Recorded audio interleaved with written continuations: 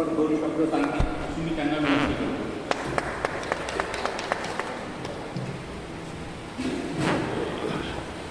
आजच्या या कार्यक्रमाला उपस्थित आदरणीय मंच तसेच उपस्थित कार्यरत कर्मचारी, निवृत्त कर्मचारी आणि मेरिटोरियस स्टुडंट्स, बंधू भगिनींनो,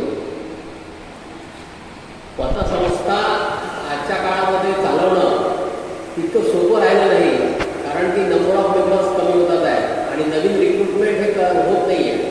आता नवीन रिक्रुटमेंट होत नाही आहे तर नवीन पतसंस्थाचे मेंबर्स कसे बनतील? रिटायर्ड लोकांना मेंबर बनवायला नियमात बसत नाही. अशा परिस्थितीमध्ये पण काही लोक खरंच या पतसंस्थेकरता कार्यरत आहेत, पतसंस्था चालवण्याकरता कार्यरत आहेत, पतसंस्थेची वसुली करण्याकरता कार्यरत आहेत. खरंच मी त्यांचं अभिनंदन करतो. आज मार्केट सिनारिओ बघितला तर बँकांमध्ये एफ डी करताही खूप कमी रेट ऑफ इंटरेस्ट आहे. 5-6%, मोठ्या मुश्किलने 7%. त्याच्यासाठी रिस्क घ्यावी लागते आपल्याला. कॉपरेटिव्ह बँकांमध्ये जावं लागतं, तेव्हा तो रेट ऑफ इंटरेस्ट मिळतो.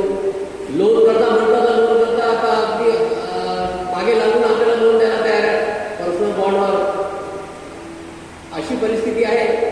त्यानंतर ऑनलाईन पेमेंटसुद्धा आहे. ऑनलाईन व्यवहार जास्त चालू झाले आहेत. त्यानंतर जी काही वसुली होते आहे त्याच्याकरता खूप कष्ट घ्यावे लागतात आहे. मी समजू शकतो त्यांचे कष्ट. तर अशा परिस्थितीमध्ये ही पतसंस्था चालवण्याकरता आपल्याला विशेष प्रयत्न करावे लागतील आणि ते तुम्ही कराल अशी मी आशा बाळगतो. त्यानंतर जे मेरिटोरियस स्टुडंट्स आहेत त्यांचंसुद्धा मी अभिनंदन करतो आणि त्यांनी पुढे पण चांगले प्रयत्न करावे. आजच्या काळामध्ये जो कन्सेप्ट होता की ज्ञान कमवणं आणि शरीर कमवणं, आज तुम्हा मुलांचं ज्ञान कमवणं आणि शरीर कमवण्याचं वय आहे.